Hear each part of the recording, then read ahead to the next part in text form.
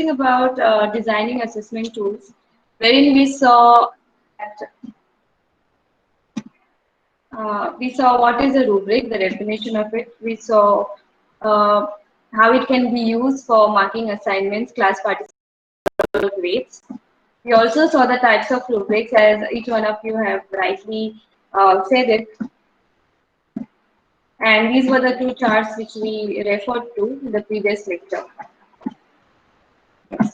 I think we were somewhere here, wherein we were discussing how each criteria needs to be described at every level based on how many levels you decide to keep for your lecture, for your performance. So today let us see how to make a rubric or how to develop a rubric for any of the assessment that you would like to give to your students. Okay, as we know that which you can use for a wide range of activities and which you can choose to assign to your students. So for now, let us see how we can do it step by step.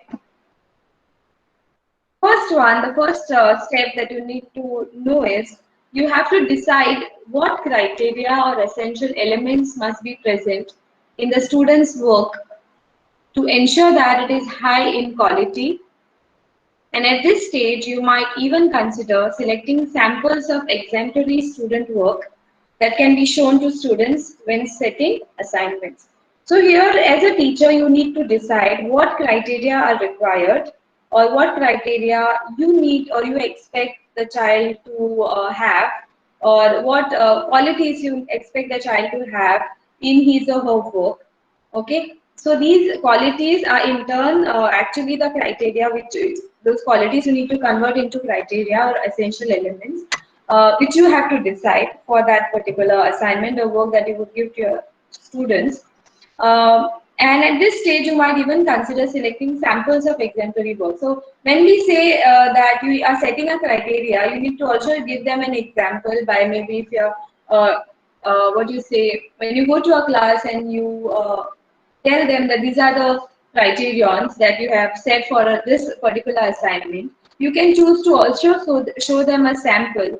Like, this is what I expect from you, and I expect that each one of you would at least touch this benchmark or may even go beyond that. Okay, so this you can do in order to initiate that process of quality work from the students. So this is one first step. First step, in short, is to decide the criteria or essential elements which you would expect the work to have. Okay, and the second point is you have to decide how many levels of achievement you will include on the rubric. Like how I said, you have to decide. It is up to you. You can choose to go for 3-point scale, 5-point scale. I'm talking about the levels. You can also choose to go up to 10. Okay, that's up to you. So you need to decide how many levels of achievement you would like to add and how they will relate to your institution's definitions of grade, definition of grades, and as well as your own grading scheme. So you need to see on what, like sometimes it so happens that the school or the college decides the level at which you are supposed to grade the child, or how many levels at how many levels you can grade the child. So you can also cross-check with the institution or the college you're working in, the school you're working in, and accordingly set the levels for each of those criteria. Third point is, for each criterion or component or essential element of quality, describe in detail what the performance at each achievement level will look like. So here I'm talking about the description. You have to describe at level 1 for criteria 1 what kind of a performance you expect. For level 2 for criteria 1, what kind of a performance you expect. For level 1 criteria 2, what kind of a performance you expect. So you have to fill in the description in each cell, okay, of that particular criteria corresponding to the level at which you are describing that particular criteria. We need to accordingly describe each criterion at every level. So this is what you have to do, and I think you have a very good idea of it because we have already seen an example and how will an analytic rubric will look like. And leave space for additional or tailored comments or overall impressions and a final grade. So you can also leave some space in each of these cells to add any comments which you might get from the students, as you are supposed to discuss this rubric with your students in the classroom, because it would be beneficial for them to know what you expect from them, and also you can get few more comments or additions to the description as well, because it will help you to improve the rubric. Okay, so this in order to add that, you can leave some space in each of these cells to add few more comments from the students. Now, here are some of the examples. I had this content, so I choose to scan it and put it in the PPT. So before going ahead, you all have any difficulty in relation to, before we move on to the examples, I just needed needed to know that each one of you are on the same page. Because if you have any clarity, if you need any clarity or if you need any clarification, please go ahead and ask any question if you have with regard to how different, with regard to the rubrics, the concept of rubric, and also the difference between holistic and analytic, or maybe in particular to how analytic rubric should be created or developed, because henceforward we'll be discussing about various examples and what description we can write in each of these cells, or how to go about developing one. So any doubt, any difficulty, any one of you is having? Anything, it can not be uh, a big one. Even if a minor clarification, if you need, you can go ahead, because I don't know whether you're making sense of it or not. If you were in front of me, I would have guessed it based on your facial expressions. That privilege also I do not have now. So I would request you to please assure that you have understood it. If not, kindly ask your query.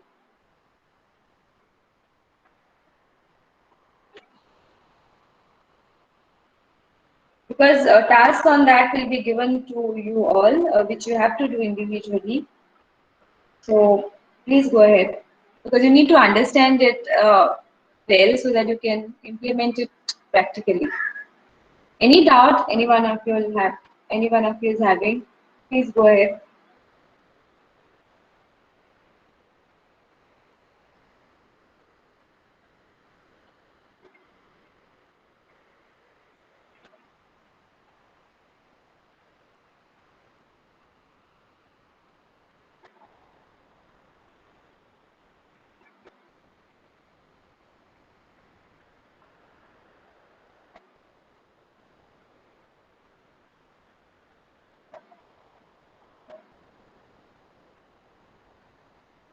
No one?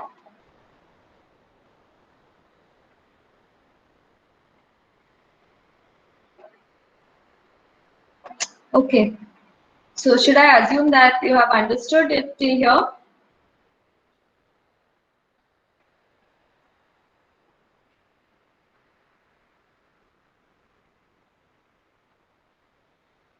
Okay. Thank you, Vessi.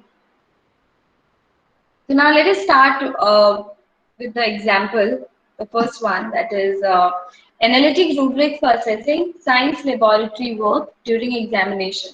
Now say suppose if you all are given a task to develop a rubric for assessment of laboratory work during examination, then how you are supposed to go about? First thing you need to know that, see first cell here, criteria, this is incorrect because criteria itself is a plural term. So kindly read it as criteria. So criteria criteria are mentioned here from excellent to poor. Okay, sorry, the levels are mentioned here from excellent to poor. And the criteria mentioned here below, like one, that is set up an equipment care following procedure. I'm moving to the next page because it has the other criteria there. Third one is data collection. Fourth one is observation and calculation. And the fifth one is conclusion and interpretation. And the last one is safety precaution. So we have at around 6 criteria which are set by the examiner in order to assess laboratory work of the child. Now, this particular examiner has taken 4 levels, that is from excellent to poor, and for each of these levels, marks are assigned, which are 4 marks for the excellent performance and 1 mark for the poor, and likewise for good performance, 3, and for fair it is 2. Now, how can I grade a child? How can I give 4 marks to a child, or how can I grade a child's work as excellent? For the first criteria is when all the equipments the child has placed properly, and it is the setup is neat and organized. Okay. Now from excellent, the level is going down to poor. So now these two sections, or these the description about setup and equipment which is mentioned in excellent will be different for every level. Now just have a look at it. Here in the good column, you can see that the setup of experiment is generally accurate with few refinements. So it is not accurate, generally accurate, not so accurate. Now let us go to the next one, that is fair column. Here you can read that setup of equipment mostly requires refinement. So the setup is not that well, and most of it needs to be changed. Okay, so it is not proper, so that a child will be given 2 marks in case this kind of a setup or this kind of a laboratory work is executed by the given child. Then the last one is poor, wherein the setup of equipment is not accurate and assistance needed. When you can say that it is not at all accurate, you have to say that you have to say, or you have to give 1 mark to that child, or call that particular, or you can give a grade of poor. Okay, so likewise for each of these criteria, there are various descriptions which are mentioned. Now, you can choose what to write in the description, because whatever that you write in each of these cells for each criterion and for each level, that will decide how much mark you'll be giving. So, say suppose in the second criteria, which talks about following procedure, and it says that which are the things that I would cover, or I would note, or I would assess the child on, are he or she should draw scientifically correct and neat circuit diagrams. Okay, should draw observation table accurately with all the variables mentioned, and should neatly connect the equipments as per the circuit diagram, and follows the procedure systematically and logically. Okay, so these are the things which I would expect the child to do for criteria 2, that is following the procedure, depending. Now, this also depends on what kind of a laboratory work you have assigned or you are examining. Okay, so now these criteria will be accordingly put in each column based on the level. Okay, for good, it will be a bit less than excellent. Fair will be again a point less than good. Poor will be again a point less than fair. So likewise, you have to level the description. For that, you need to know the criteria first, as we have mentioned already in the steps. You need to know the criteria. You need to know on what basis you will be assessing the child for that given criteria. So that basis would be a part of your cell content for each respective levels. Okay. Likewise is written for data collection. That is measurement done accurately and precisely for voltmeter and ammeter. Okay, and same thing is put level wise in each of these columns. For observation and calculation, they have written observations are very thorough and may recognize possible errors in data collection. Okay, the second one is precise calculation of ratio for each set of reading is done accurately. So how the child has done the observations and calculation for the given laboratory work. Okay, and for confusion and interpretation, whether the graph is accurately placed, how the interpretation of the graph is done, and what conclusion is given to that particular uh, laboratory work. It can be an experiment as well. So likewise, for each criteria at every level, accordingly the descriptions would vary. And the last one is safety precaution. The first excellent would refer to proper lab techniques which will be demonstrated, and proper safety conditions if followed. So accordingly, the level would be, or the description would change as per the level.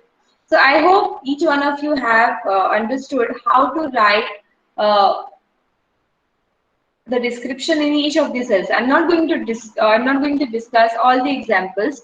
The first example I've taken in order to show you how you have to write the description. Now, what to write in each of the cells is up to you. Okay. So, what is the first thing that you need to know before writing a rubric or developing a rubric is that you need to know the criterion. After you have written down the criterion, you need to write what are the points you would evaluate the child on for each criteria. And then the third point, you choose the levels. And then accordingly, you refine the description and put it as per the levels. Very simple. Okay, so the major work is deciding the criterion and describing it. If you can do two of these, then the structure would be much easier. Okay, it's nothing difficult. So likewise, we have for science projects for exhibition as well. We have for science experiments. We have for science demonstrations. So this is how a rubric can be written for every project or every assignment or every work that you would give to your students. Okay.